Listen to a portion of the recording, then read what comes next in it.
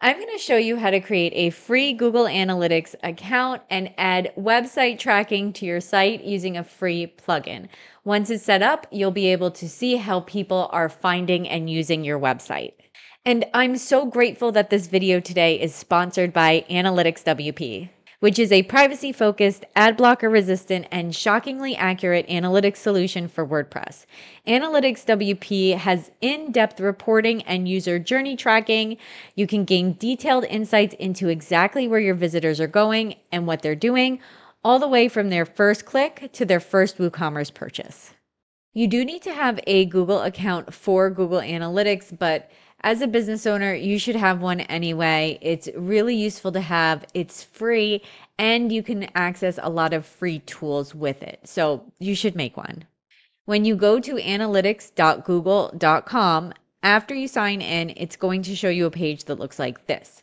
You're going to want to click that Start Measuring button. Then it's going to bring you to this page to create an account. So you're going to want to put in an account name. This is probably going to be your business name. And then we're going to scroll down for account data sharing settings. You can choose as many of these or as little of these as you want. I choose all of them because I'm down with letting Google use my business information to improve itself. And then you're going to want to scroll down and click Next. Next, you're going to create a property and you want to give your property a name. This is probably going to be the name of your website. So I'm going to call mine Florida Store. Then you want to make sure to set your time zone and your currency. That's done for me. And then I'm going to click Next. Then choose your industry category and your business size. I'm going to choose travel and small and then click Next. Then you want to choose your business objectives. This is going to tailor your default reports.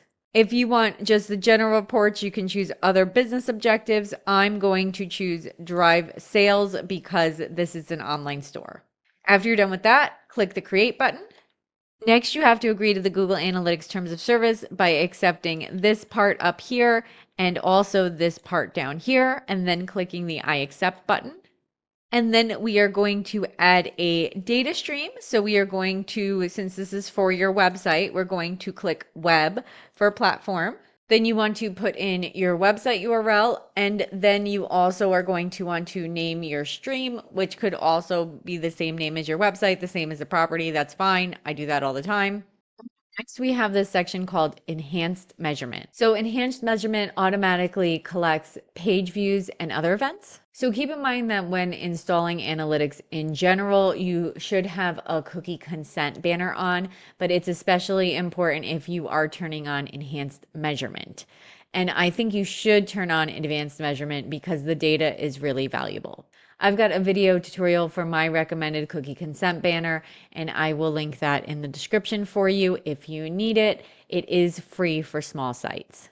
Now, if you don't want to install the cookie consent banner, but you still want to get tracking on your website, but you also want to stay compliant with privacy regulations, you should check out AnalyticsWP. It's ad blocker proof. It only uses first-party cookies, and it never sends any data to anyone. AnalyticsWP also shows you at least 20% more data than Google Analytics. I've got a link for you in the description below where you can try it for free for 7 days. And I also recorded a full setup tutorial about it, and I will link that in the description below if you'd like to learn more. When you're done here, go ahead and click Create and Continue in the top right. And then it gives you some information here to set up your Google tag. We are not going to do it this way. We are going to do it in another way that I think is way easier. So go ahead and sign into your WordPress dashboard and then go to plugins on the left-hand side and add plugin.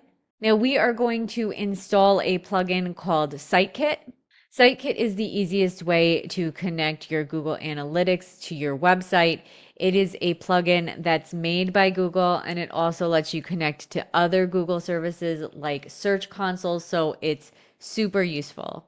If you are interested in those other Google services that it works with, I have a full SiteKit tutorial that I will link to in the description below, but I'll show you how to set up analytics right now really quick. So the first thing you want to do is search for SiteKit up top here. So we're going to do SiteKit there. And then it's going to load and it's going to come up and it's going to look right like this, Sitekit by Google. So you're going to click that Install Now button. And after that's installed, you can go ahead and click Activate. And then after that's activated, you're going to see a dialog box that looks like this. So you're going to click Start Setup. And now we're going to connect that Google account that you made your analytics with to Sitekit. So you're going to choose if you want to share your anonymous usage data or not. I am going to. And then I'm going to click Sign in with Google. Next, I'm going to choose my Google account that the analytics account is under. I'm going to click Continue here. I'm going to allow all these permissions and then click Continue. Next, we have to verify site ownership. So you can just click that Verify button. And then we're going to click Allow so we can see the Google account data in our dashboard on WordPress. So I'm clicking Allow. And now you have to have Google Search Console set up to use Sitekit. So if you don't have one already, it's going to tell you to set one up. If you already have one, this should happen automatically. I'm going to click this Setup button. And then I'm going to click Go to my dashboard. Now, since I only had one account and one property in my Google Analytics account, it didn't ask me to choose an account or property. If you have more than one account or property, it might ask you to do that. If you are confused about that or you get stuck there, again, make sure you check out that Sitekit tutorial in my description below. So Sitekit will confirm that everything is connected, but I like to do a manual test also. So first thing you want to do is clear your cache. If you don't know how to do that, of course, I have a tutorial for it linked below. If you are on Cloudways like me and you have Breeze installed, you can just hover over Breeze and click Purge All Cache. And next, you're going to want to either sign out or view your website in an incognito browser. So now I have my website open on this tab, and then I have Analytics open on the other tab. So this is the home page of Analytics. So you can get here by clicking the home icon, or if you have to, if you get stuck, just go back to analytics.google.com. And if you're seeing this message right here, don't freak out. This is no big deal. Just refresh it a couple times and it should go away. What we really want to do here is click Reports in the left-hand side and then go to Real-Time Overview.